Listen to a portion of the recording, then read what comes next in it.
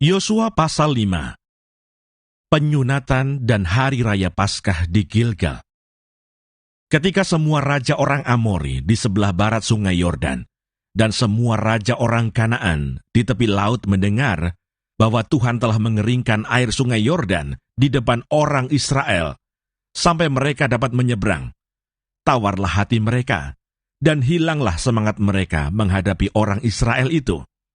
Pada waktu itu berfirmanlah Tuhan kepada Yosua, "Buatlah pisau dari batu, dan sunatlah lagi orang Israel itu untuk kedua kalinya." Lalu Yosua membuat pisau dari batu, dan disunatnyalah orang Israel itu di bukit kulit katan. Inilah sebabnya Yosua menyunat mereka, semua orang yang keluar dari Mesir, yakni yang laki-laki, semua prajurit, telah mati di padang gurun di tengah jalan, setelah mereka keluar dari Mesir. Sebab semua orang yang keluar dari Mesir itu telah bersunat, tetapi semua orang yang lahir di padang gurun dalam perjalanan sejak keluar dari Mesir belum disunat. Sebab 40 tahun lamanya, orang Israel itu berjalan melalui padang gurun, sampai habis mati seluruh bangsa itu, yakni prajurit yang keluar dari Mesir, yang tidak mendengarkan firman Tuhan.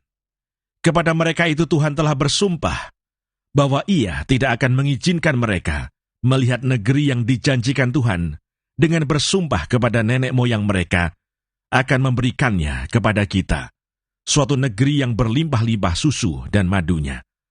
Tetapi anak-anak mereka yang telah dijadikannya ganti mereka itulah yang disunat Yosua, sebab mereka belum bersunat, karena mereka tidak disunat dalam perjalanan. Setelah seluruh bangsa itu selesai disunat, maka tinggallah mereka di tempatnya masing-masing di perkemahan itu, sampai mereka sembuh.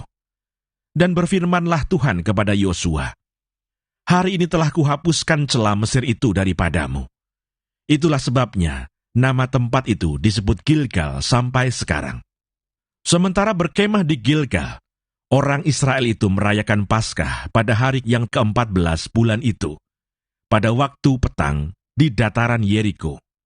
Lalu pada hari sesudah Paskah, mereka makan hasil negeri itu, yakni roti yang tidak beragi dan bertih gandum pada hari itu juga.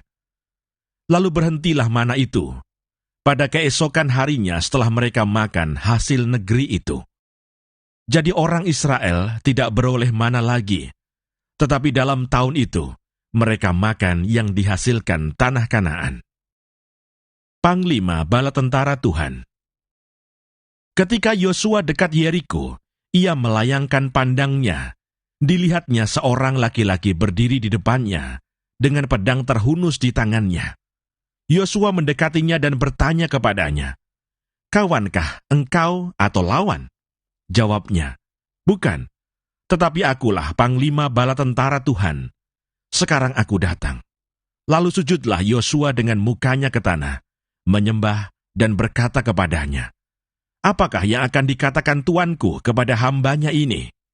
Dan Panglima Bala Tentara Tuhan itu berkata kepada Yosua, "Tanggalkanlah kasutmu dari kakimu, sebab tempat engkau berdiri itu kudus." Dan Yosua berbuat demikian.